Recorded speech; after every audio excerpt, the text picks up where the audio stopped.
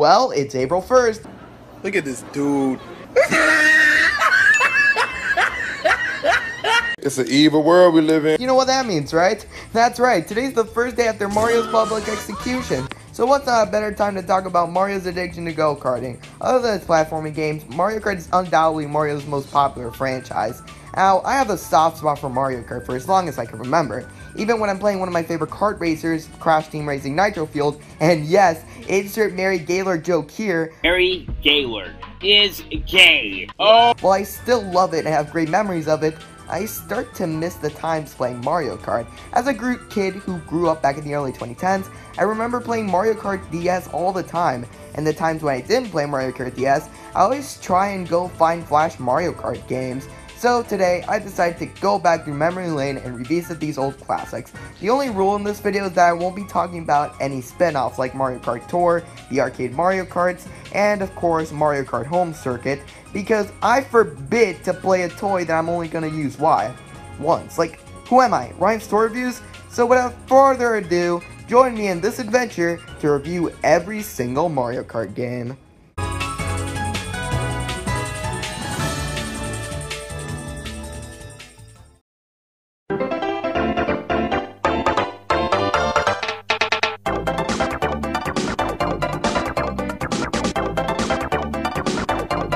Super Mario Kart is a 1992 video game developed and published by Nintendo for the SNES. Who knew that the first Mario Kart would be the last one I would play? This is one of those games I've heard about and even seen gameplay of, but I never really had the interest of playing it, since I just thought it looked pretty meh. But now that I've played it, I can officially confirm that this sure was a meh experience. Let's talk about the amount of content the game has. In Super Mario Kart, there's a single player and multiplayer mode. In single player, there's an option to do Grand Prix or do time trials. There's not that much to do, but it's best to keep it simple since it's the first Mario Kart game. But it leads us to the character selection, and for it just being 8, I feel like these are pretty good inclusions. Except for one exception, that being Donkey Kong Jr. Why did they add him instead of the original Donkey Kong? I don't know, your guess is as good as mine. But excluding Mario Kart Tour, DK Jr. hasn't been in a Mario Kart game in years. But besides him, the gang's all here. As for all the 4 track selections, with them being with 4 cups, with the 4th one being unlocked after beating all the previous tracks and getting first place in 5 tracks in each cup. Now let's get into the gameplay, and good god. Now when you play in single player, of course you can see the driver, but down below you see a big map on the screen and there's no way to turn it off. Why? I mean, I get the game is fully intended for multiplayer, but there should be at least an option to turn it off in single player. At least the map isn't there when you're playing with other people. Speaking of which, controlling the game is weird. You accelerate with the B button, but throw items with the A button? I don't know, for me it just feels kinda odd. It would have been better if they had the Y button for acceleration, with B being the attack button. But that's just a nitpick. I still overall think controlling the game is okay. Except when it comes to drifting. Drifting in this game is really tight, and at times it's pretty hard to control over. But hey, and he's in as bullshit as the CPUs. Fuck. Then we have the multiplayer, and it's fine, I guess. But of course there's battle mode. Okay, time for my controversial take of the video. I don't like battle mode overall in Mario Kart. I know there's a lot of people that like them, but these aren't my cup of tea. And I just think that this battle mode is kind of boring in a way. But overall, Super Mario Kart is, like I said, pretty It's fun for what it is, but if you want to play this game, it's better that you play another one of the entries. Overall, 4 out of 10.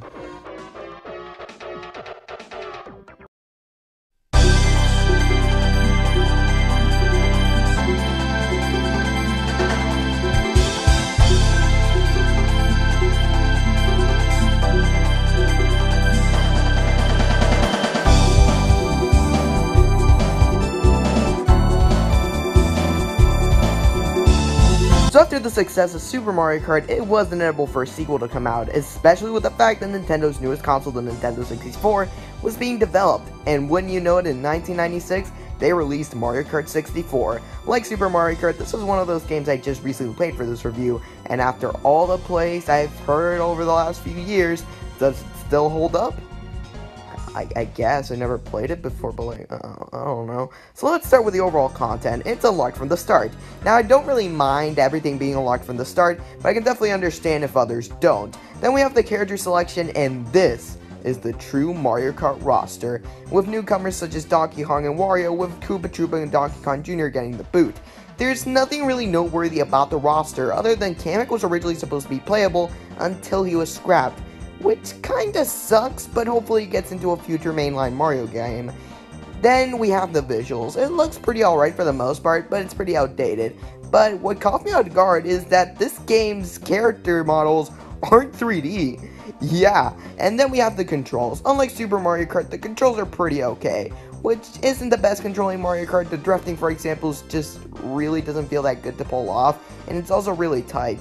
And sometimes the controls just feel stiff, but it's still fine for what it is. Definitely the best quality of this game is how much personality it has. Calamari Desert, Royal Raceway, Bowser's Castle, and Rainbow Road are still considered to be by many to be one of the best Mario Kart tracks of all time, and I can definitely understand why. Then we have the battle mode, which unlike most Mario Karts, I actually quite like this one.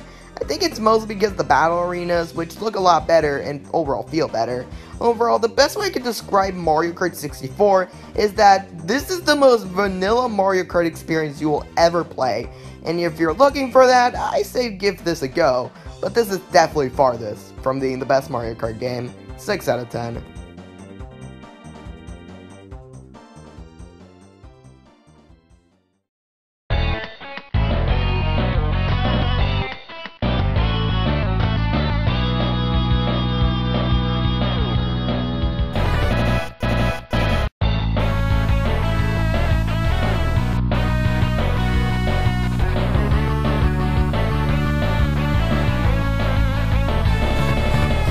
Man, Mario Kart Super Circuit, aka the first portable Mario Kart, aka the Mario Kart everyone doesn't like, and I of course don't hate it. Come on man, I just can't brace myself to hate it. I mean, this is in fact my first ever Mario Kart experience, so of course I'm nostalgia blind. Except not really, but whatever. But let's face it, not a lot of people don't talk about this game. But why is that? Well, I guess to an extent, it's because it's one of the least impactful Mario Kart games in the series. With games like Mario Kart 64, of course it has an impact since it is the first 3D Mario Kart. This doesn't have much to talk about, but the best way to describe Super Circuit is... imagine if I put the last two Mario Kart games and put them in a blender and then put them in the Game Boy. Visuals wise, it takes a lot of inspiration from Mario Kart 64, and by inspiration, I of course mean taking the sprites from that game and making them even more pixelated. But I don't know, they don't look worse. In fact, I think they have their unique charm to them, but with the backgrounds and designs visually, they look really good even by today's standards. Now in terms of the controls, I mean the best way I could describe the controls is like, it's a Mario Kart game that you can play in the Game Boy. Then I think you can fill in the blanks from there. But my favorite thing about the game is the amount of stuff they put into here, more specifically in the track department. Of course, there are the normal tracks from this game, but after beating all the normal tracks, you can play all of the original 20 tracks from Super Mario Kart. And good God, this is such an incredible idea. And I definitely commend the developers for thinking about this. And the best part is that they're not even ports, they're built from the ground up, and the amount of dedication of that's so cool. But man, completing these games are a pain. I tried completing this game for this video, but I just couldn't. As for the battle mode, yeah, I couldn't play it. Listen, for as much as I grew up with Super Circuit, I'm deadass not buying 2 Game Boys with a copy of Super Circuit with a USB cord and playing it. Like, come on man, all that for a lackluster battle mode? For fuck's sake. Overall, Super Circuit is definitely an interesting Mario Kart experience. On one hand, the game is interesting to see a combination of the prior 2 games, but on the other hand, this is just a forgettable Mario Kart game. Sorry childhood, but you aren't saving this game from being an overall 5 out of 10.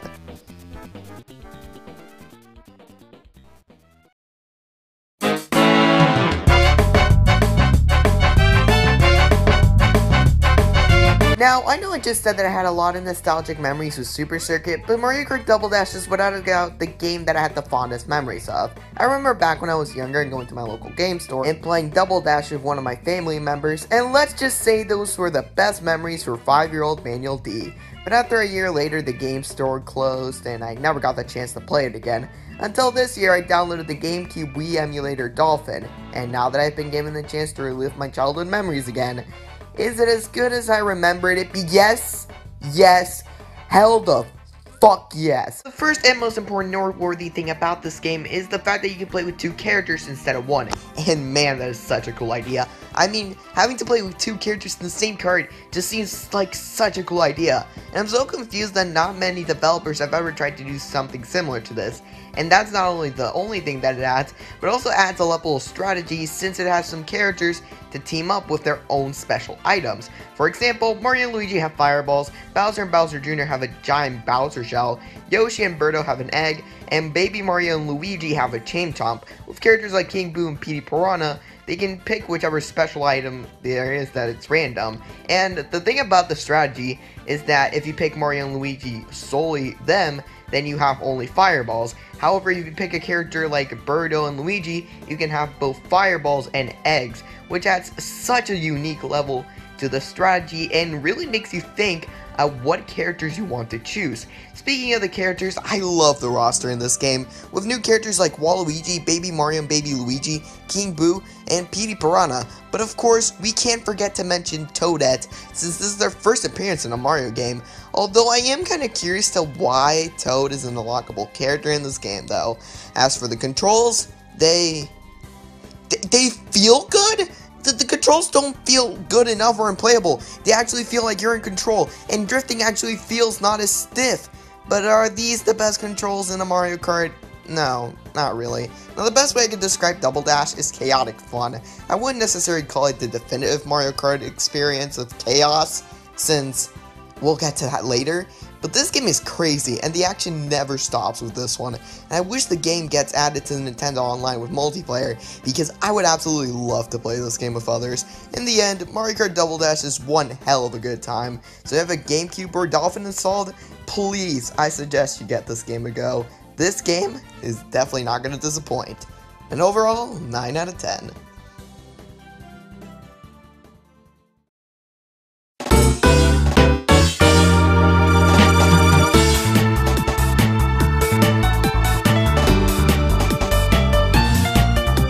To complete the trilogy of childhood Mario Karts, we finish off with Mario Kart Diaz. While Super Circuit was my first Mario Kart and Double Dash was the one I had the most fond memories of, Mario Kart Diaz was one of those games I remember playing the most. I remember playing this game in elementary school with my classmates and having so much fun with them. So needless to say, I was pretty excited to come back to this game, and man, it did not disappoint. Let's start with the character selection. We have the mainstays from Mario 64 with 3 unlockable characters.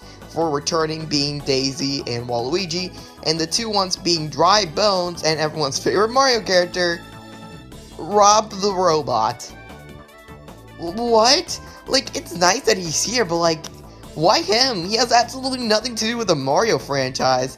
Now in terms of visuals, yeah, this sure looks like a Mario Kart on the DS, but back at the day, this was definitely impressive, since this is a 3D Mario Kart on a portable device, so the visuals weren't going to look perfect. But I don't know, I actually quite like the visuals of this game. But to be honest, as for the gameplay, this might be a pretty vanilla Mario Kart, but that's what makes it good. It doesn't have a gimmick like Double Dash, but this is just normal, well-rounded Mario Kart. But even as a vanilla Mario Kart, I'm confident enough to say that this might be the most impactful Mario Kart game out there, since it introduces a lot of fan-favorite elements. Items like the Bullet Bill and the Blooper, tracks like Tick-Tock Clock, DK Pass, Luigi's Mansion, Delfino Square, and the best Mario Kart track of all time, Waluigi Pinball. And it even introduces the idea of retro tracks in the mix, which add more gameplay value and just seems so awesome to see these 2D tracks turn into 3D. Hell, this game even introduces online multiplayer. Speaking of the multiplayer, holy fuck was local multiplayer in this game awesome. First of all, it had the easiest accessibility to play, with not even 2 copies of the game, rather 1, and absolutely no wires to connect, and the fact that battle mode was actually really fun. Yeah, I'm surprised as you are, but by far, one of the best additions to this game is Mission Mode, an entirely single-player mode where you have little challenges with a few boss fights added to the mix. It's nothing special, but it gives you more stuff to do in single player wise, and the level of dedication from the development team can be understated. To end this section off, there's a reason why people consider this game to be one of the best games in the series. The single player mode is great, the local multiplayer is amazing, and it's just an overall incredible game, and I have no problem calling this the definitive Mario Kart experience. 10 out of 10. Go get this game.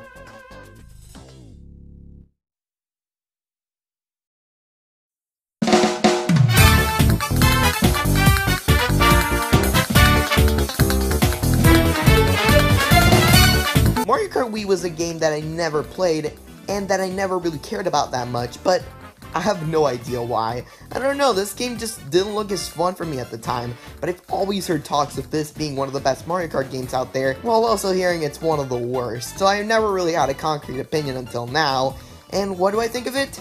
It's pretty good.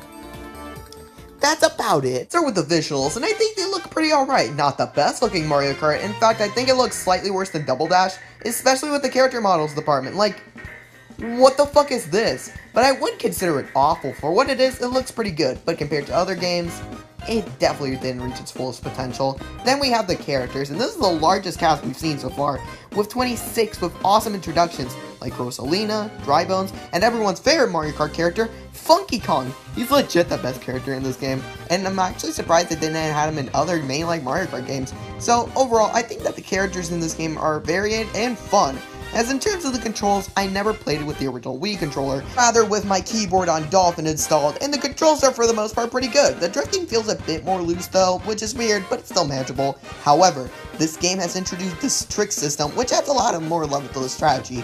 You see, if you successfully pull off a trick, you get a speed boost, and when you pull this trick off, it feels awesome. Other new things that they added in this game was the ability to only use karts, but also bikes, and to be honest, who the hell do you see playing this game without a bike? That's right, psychopaths! Remember when I said that Double Dash wasn't the definitive chaotic Mario Kart experience?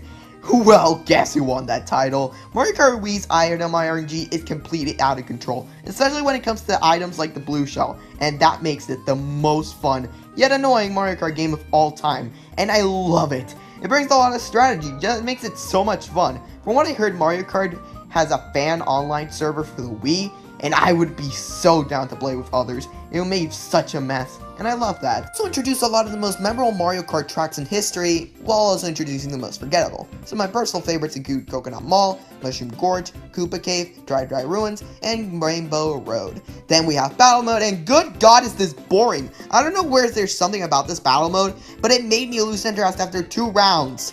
But overall, Mario Kart Wii is a game that I think I respect more than I actually like. Sure, the game is decent, and for the most part, if it had more development, it could have been the best Mario Kart game. But what we have is a chaotic, yet fun Mario Kart experience that slightly feels underwhelming. And overall, 7 out of 10.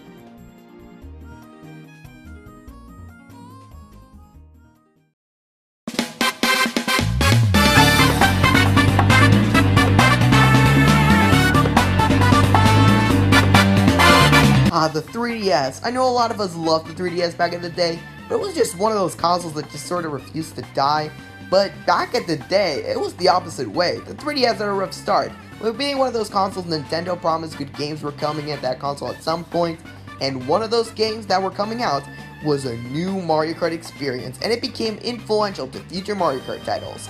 But the thing is that the things that they introduced became better in the new Mario Kart title, plus added more, which made the charm of Mario Kart 7 sort of irrelevant. After 10 years later, is it still good as we remembered being, well, sort of? First off, we have the characters, and all the 64 characters come back, with 5 new characters added, those being Shy Guy, Wiggler, Lakitu, Metal Mario, and wait, Honey Queen? I mean, I guess I like the characters that they added, like Shy Guy, Lakitu. Hell, I even like that they added Wiggler. But Honey Queen and Metal Mario are just some odd options. Metal Mario just feels like they added to fill in the roster. But why the hell did they add Honey Queen? I'm okay with them adding Mario Galaxy characters, but why out of all them Honey Queen? Just feels like an odd character to put in here. If they had to add a Mario character from Galaxy, it would have made more sense if they added Lubba. The character selection feels weird, but I kinda like it. Now let's talk about the new additions to the game, that being card customization. I think this is an amazing idea. It gives the character and the player a bit more creative liberty for what the type of stuff they want in their car. It's fun to mix and mash all these kart body parts, but to an extent, it kind of feels limited.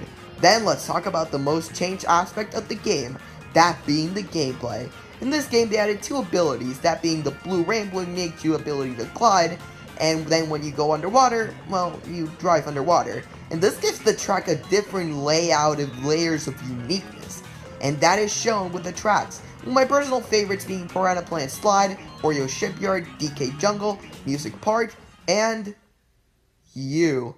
I think everyone can agree that this version of Rainbow Road of Mario Kart 7 is truly the best track in the series.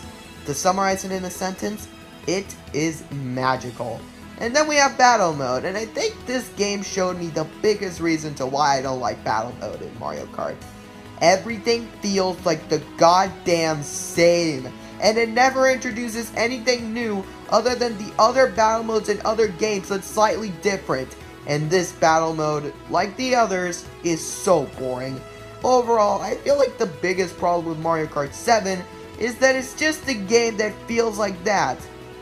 Sorta like a game that's been there, done that. While it adds a lot of cool gimmicks to the franchise, it doesn't have its own personality unlike the other Mario Karts, and that alone makes it the most forgettable Mario Kart in the franchise. Overall, 6 out of 10.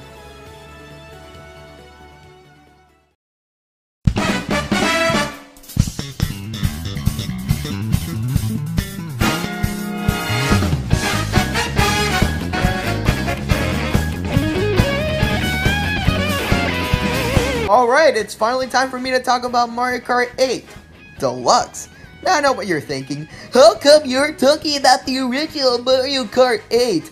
Listen, if I wanted to play a worse version of Mario Kart 8, I would have played Mario Kart 7.